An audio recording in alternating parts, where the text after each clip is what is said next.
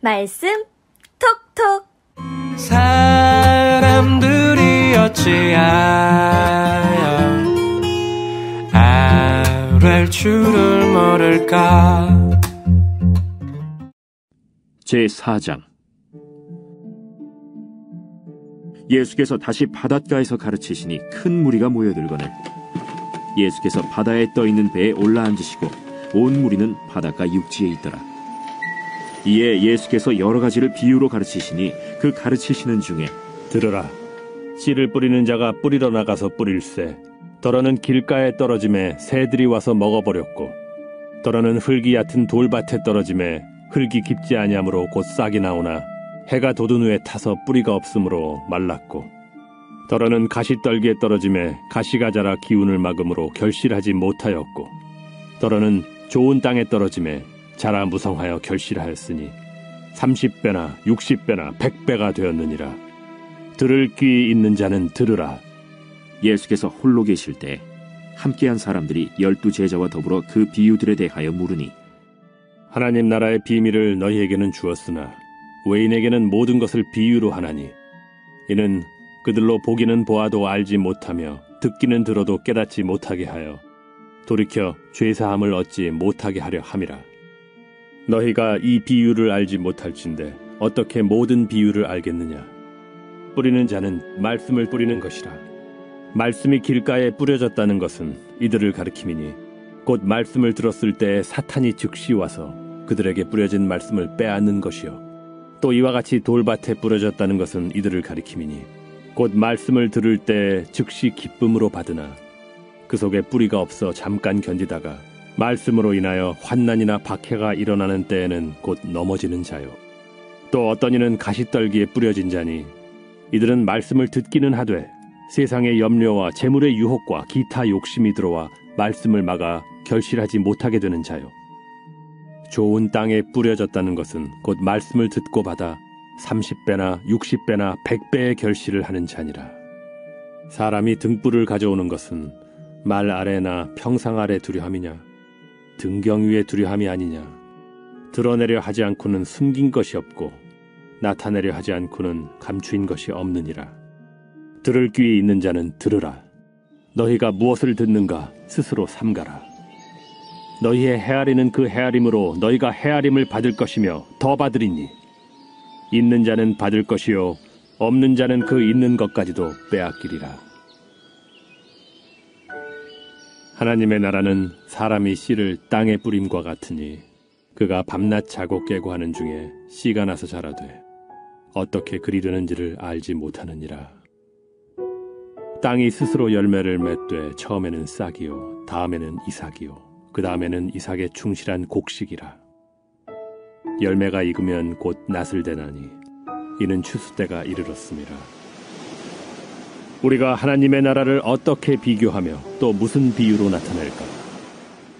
겨자씨 한 알과 같으니 땅에 심길 때에는 땅 위의 모든 씨보다 작은 것이로되 심긴 후에는 자라서 모든 풀보다 커지며 큰 가지를 내나니 공중의 새들이 그 그늘에 깃들일 만큼 되느니라. 예수께서 이러한 많은 비유로 그들이 알아들을 수 있는 대로 말씀을 가르치시되 비유가 아니면 말씀하지 아니하시고 다만 혼자 계실 때에 그 제자들에게 모든 것을 해석하시더라. 그날 저물 때 제자들에게 이르시되 우리가 저편으로 건너가자. 그들이 무리를 떠나 예수를 배에 계신 그대로 모시고 가매 다른 배들도 함께 오더니 큰 광풍이 일어나며 물결이 배에 부딪혀 들어와 배에 가득하게 되었더라. 예수께서는 고물에서 베개를 베고 주무시더니 제자들이 깨우며 이르되 선생님이여 우리가 죽게 된 것을 돌보지 아니하시나이까. 예수께서 깨어 바람을 꾸짖으시며 바다더러 이르시되 잠잠하라 고요하라 하시니 바람이 그치고 아주 잔잔하여지더라. 이에 제자들에게 어찌하여 이렇게 무서워하느냐 너희가 어찌 믿음이 없느냐 하시니 그들이 심히 두려워하여 서로 말하되 그가 누구이기에 바람과 바다도 순종하는가.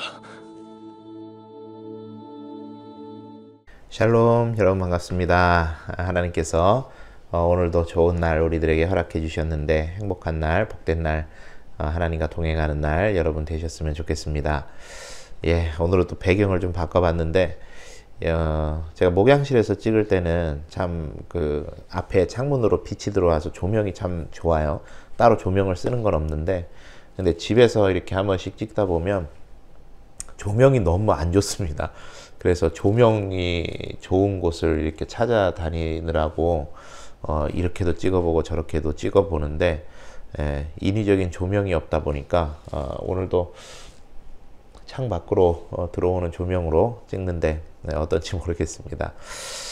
오늘 마가복음 4장의 말씀, 또 예수님께서 이제 복음서에는 한 장에 여러 가지 이제 말씀들을 하시다 보니까 여러 가지 이야기들이 나오죠.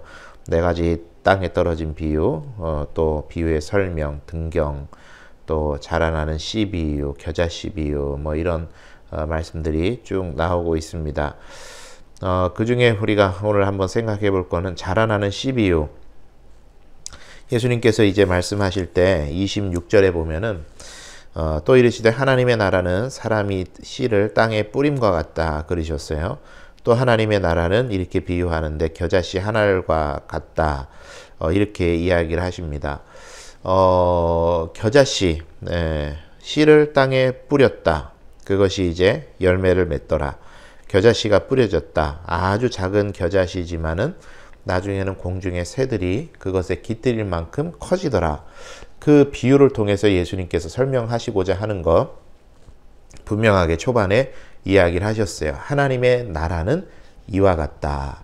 그러니까 하나님의 나라라는 것은 계속해서 부풀어지고 확장되고 그 영향력이 늘어난다라는 그런 의미입니다. 우리의 삶의 자리에 빗대어 보면 그런 것이죠. 나 한 사람이 하나님의 나라의 씨앗이 되는 것입니다. 씨앗이 되어서 이 씨앗이 잘 내 공동체에, 내 삶의 현장에 심겨지게 되면 나를 통해서 이 하나님의 나라가 계속해서 부풀어져가는, 커져간다라는 그런 의미인 것이죠. 예전에 아이들한테 이 하나님의 나라를 설명할 때 그런 이야기를 해줬던 적이 있습니다. 아이들이 이제 크다 보니까 이제 욕 쓰는 문제나 그런 거 이야기를 많이 하게 되는데, 뭐 우리가 크게 하나님의 나라를 우리 반에 확장시키려고 하지 않더라도 그 안에서 나 하나가 선한 말, 고운 말을 사용함을 통해서 그 영향력이 내 친구에게 가고, 그 친구에게 간 영향력이 몇 친구에게 가고, 그렇게 해서 한 반이 아름다워진다면 그게 하나님의 나라를 이루어가는 것이다. 그렇게 설명을 해줬던 적이 있습니다. 여러분의 삶도 마찬가지라 생각합니다. 하나님께서 저와 여러분에게 이 하나님 나라 씨앗이 되는 사명을 주셨어요.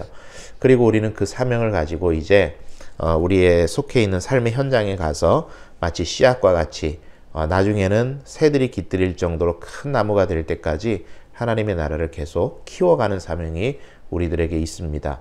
여러분 오늘 하루 살아가실 때도 오늘 우리의 말 한마디, 행동 하나, 선택 하나, 생각 하나, 판단 하나, 그런 모든 것들 하나하나를 통해서 하나님의 나라가 조금씩 이루어져 가는 그런 삶의 현장을 만들어 가시는 우리 성도님들이 되셨으면 좋겠습니다.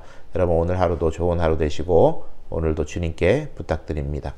내일 또 뵙도록 하겠습니다. 사랑합니다.